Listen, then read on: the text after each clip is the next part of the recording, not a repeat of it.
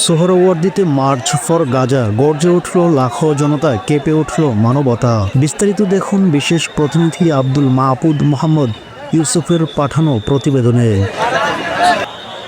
আজ ইতিহাস সৃষ্টি করল রাজধানীর সোহরাওয়ার্দী উদ্যান। মার্চ ফর গাজা নামে আয়োজিত ফিলিস্তিনপন্থী মহাসমাবেশে জনসমুদ্র আর গর্জন মিলেমিশে রচনা করল মানবতার অনন্য দলিল। লাখো হৃদয় ছিল একটি ভাষা, গাজা তুমি একা নও।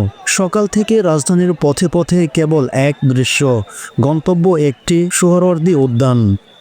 গ্রামগঞ্জ থেকে ছুটে আসা সাধারণ মানুষ, তরুণ, শিক্ষার্থী, প্রবীণ, মুজাহিদ, রাজনৈতিক নেতাকর্মী, পেশাজীবী, সাংবাদিক, সবাই যেন একটি সত্তা হয়ে দাঁড়ায় গাজা নামক একটি জ্বলন্ত হৃদয়ের পক্ষে।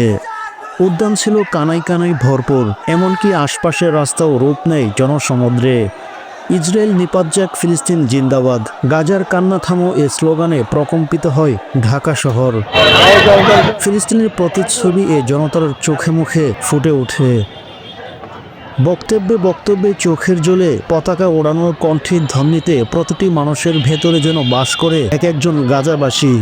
আয়োজনের শুরুতে পবিত্র কোরআন তেলাওয়াতের পর দেশ জুড়ে পরিচিত ইসলামী চিন্তাবিদ শাইখ আহমদুল্লাহ বলেন, গাজার শিশুরা আজ যেসব রাত কাটায় তা আমাদের খুব হারাম করার জন্য যথেষ্ট।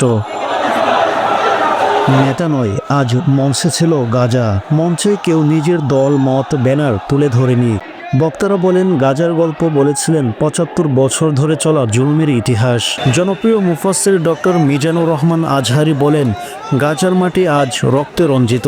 তাদের আর্তনাদ আমাদের বিবেক না জাগায় তবে আর কি হবে। ঢাকার রাস্তায় সৃষ্টি হয় বিশাল যানজট, তবুও কারো মুখে ক্লান্তির ছাপ নেই। কারণ এ যেন ক্লান্তি নয়, এ ছিল আত্মত্যাগ। সমাবেশ শেষে লাখো মানুষের অংশগ্রহণে পরিচালিত হয় বিশেষ মোনাজাত। মুফতি আব্দুল মালিক দোয়া করেন গাজার শহীদদের জন্য, মুক্তির জন্য এবং জালিমদের ধ্বংসের জন্য। এই প্রতিবেদনটি শেষ নয়, এটি শুরুর ঘোষণা। বিশ্বের সকল জালিমের বিরুদ্ধে বাংলাদেশের জনতার গর্জন প্রামাণ্য দলিল।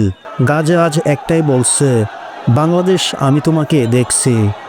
আব্দুল মাহমুদ মোহাম্মদ ইউসুফ, ঢাকা।